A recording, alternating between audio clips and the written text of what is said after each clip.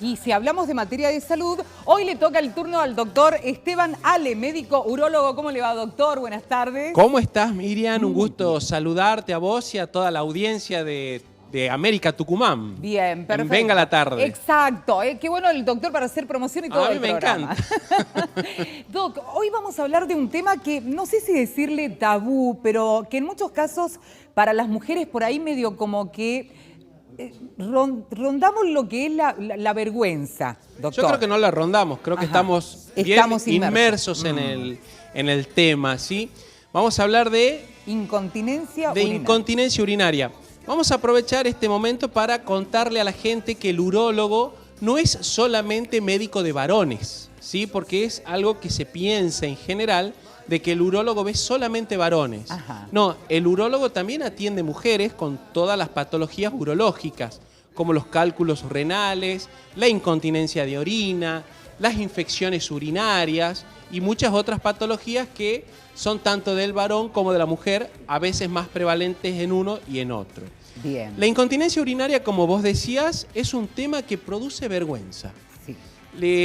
La persona no lo percibe como una enfermedad o como una dolencia y lo padece, lo sufre, produciéndose en ellas, en las personas, en las mujeres, también lo sufren algunas veces los varones, ya vamos a explicar, se aleja socialmente, ¿sí? Disminuyendo su calidad de vida, afecta directamente la calidad de vida, deja de ir a reuniones sociales, deja de ir a un gimnasio, a veces hasta deja de tener relaciones sexuales por lo que produce la incontinencia de orina. Bueno, ¿sí? Cuando hablamos de incontinencia, algo que no contiene, ¿qué es lo que nos está conteniendo la pis, la orina? Cuando hablamos de incontinencia de orina, hablamos de la pérdida involuntaria de orina, ¿sí?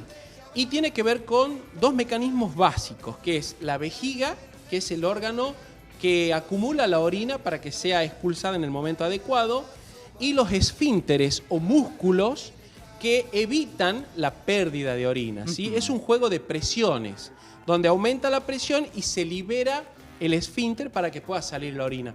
Lo que falla es ese mecanismo. Sí. Ese mecanismo donde la presión abdominal aumenta, por ejemplo, a través de un estornudo, de la risa o de un esfuerzo, y se libera, hay pérdida de orina porque se libera el esfínter. La cantidad de orina que se puede perder es variable, puede ser gotitas a una cantidad que realmente moleste, ¿sí? En este caso, a través de un acto, uno estornuda y bueno, las veces que riéndonos nos hicimos pis también, o vale la frase, ¿no? Me hice pis de tanto reírme. Sí. Doctor, pero cuando hay muchas veces que las personas no se dan cuenta y de pronto notan que su ropa está húmeda o está mojada. ¿Estamos hablando de algo más grave ya, doctor? Hay muchos tipos de incontinencia. Básicamente tenemos una incontinencia de apremio o de urgencia, que es por cuestiones neurológicas o psicológicas, donde la persona siente deseos de ir al baño, siente que no va a llegar al baño y se desespera, es un momento de angustia y se desencadena por distintos reflejos, como por ejemplo el sonido del agua, Sí. de correr el agua, o cuando toca el picaporte frío, o al esperar el ascensor, subir el ascensor. La persona, y antes de llegar ya tiene pérdida de orina, ¿sí? Esa se llama incontinencia de orina de apremio o urgencia miccional. La otra es la de esfuerzo, la que estábamos hablando recién, ¿sí? Que es al estornudar, al reír o al hacer, por ejemplo, algún deporte, una persona que juega al vóley, al saltar, al caer, o deportes de impacto. La persona cuando corre, ¿sí? Ya sabe que tiene que ponerse un pañito, una toallita, porque tiene diferentes grados de pérdida de orina o de incontinencia, ¿sí? Y la otra es la mixta, ¿sí? Donde juegan los dos factores. Y después hay factores mecánicos, como por ejemplo una fístula, que es una comunicación anormal entre... Después vamos a explicar esto un poquito, estos dibujos que estamos viendo. Una comunicación anormal entre la vejiga y la vagina, y hay una pérdida constante de orina, ¿sí? Bien. Doctor, hablamos del hecho en sí mismo, pero causas, ¿tiene que ver la edad? ¿Tiene que ver en el caso, bueno, obviamente la mujer, si se embarazó, si tuvo varios partos, si hay algún otro problema que derive en esta incontinencia? Hay muchos factores, ¿sí? Pero nos debemos alejar un poquito de algunos mitos. Por ejemplo, hay mitos que dicen, o hay personas que creen que es normal. Es normal que pierda orina, que a partir de determinada edad pierda orina. No es normal, ¿sí? Y tampoco es normal dejar de hacer vida social o disminuir nuestra calidad de vida por este problema, ¿sí? Las pacientes posmenopáusicas, ¿sí?, tienen un nivel inferior de hormonas y una debilidad en el piso pelviano que predispone un poco a la incontinencia de orina. Lo mismo ocurre con las mujeres que tuvieron varios hijos, pero sobre todo es el embarazo lo que debilita el piso pelviano al aumentar la presión abdominal y el peso del feto, del bebé, debilita el piso pelviano, ¿sí? A veces dice, tengo 5 hijos, pero todos por cesárea. Bueno, no es tan importante que hayan sido por cesárea o por parto normal, porque es el embarazo en sí el que produce la debilidad del piso pelviano, que es el encargado de la continencia. Así es, bien. Entonces lo que tenemos es una debilidad del piso pelviano y como consecuencia la incontinencia. Bien, ¿cómo se soluciona esto, doctor? Bueno, dependiendo de cuál sea, hay que hacer, lo primero es un buen diagnóstico, ¿sí? Porque es distinto el tratamiento de la incontinencia de esfuerzo que de la incontinencia de urgencia o de apremio, ¿sí? Cuando estamos ante una incontinencia de esfuerzo, no sé si podremos ver una de las placas que teníamos donde parecía un monstruo, pero en realidad esta plaquita. Esta placa es muy importante. Estos son los huesos de la pelvis, ¿sí? Este es el introito vaginal.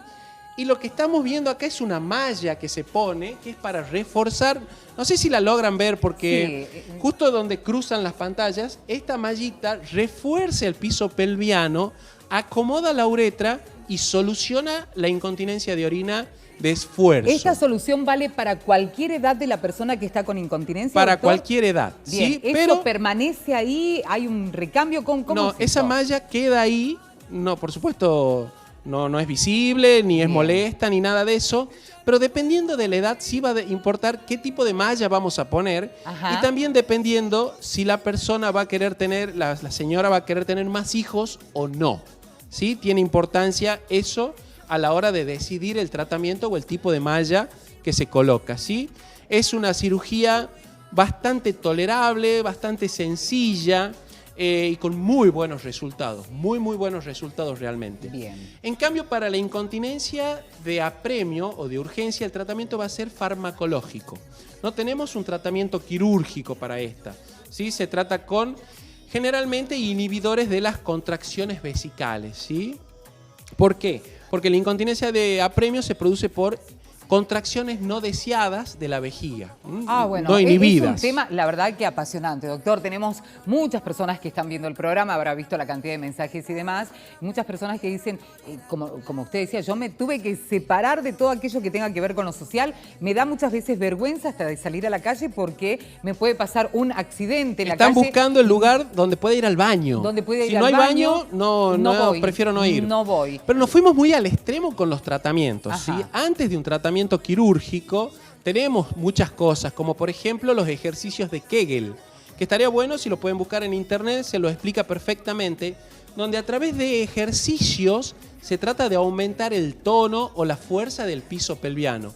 Son ejercicios simples de hacer. Es importante la posición de la paciente, la respiración, y es básicamente contraer los músculos vaginales y el esfínter anal durante cierto tiempo, relajarlos en forma gradual, descansar y repetir el ejercicio. Exacto. Son unos ejercicios muy buenos que han demostrado mucha efectividad y que realmente sería como comenzar los tratamientos, ¿sí? Bien. Los tratamientos siempre vamos de lo menos invasivo a lo más invasivo. Bueno, ¿sí? el tema es que la gente, la paciente o el paciente, hombre o mujer, pueda ir, charlar con usted, contarle cuál es su caso y de ahí vemos cuál es el tratamiento que más le conviene. Por doctor. supuesto. En el varón, en el varón se da después de cirugías prostáticas, por ejemplo, donde se ve dañado el esfínter, ¿sí? Y queda el paciente con cierta incontinencia en determinadas cirugías prostáticas, ¿sí? Por determinadas patologías. Bueno, doctor Ale, un gusto como siempre tenerlo acá con estos temas que realmente tanto le interesan a la gente. ¿Y a dónde lo buscamos, doctor? Estoy los días lunes, miércoles y viernes en la calle Balcarce 450 y los días jueves a la siesta en Tafí Viejo, en la calle Congreso al 1000.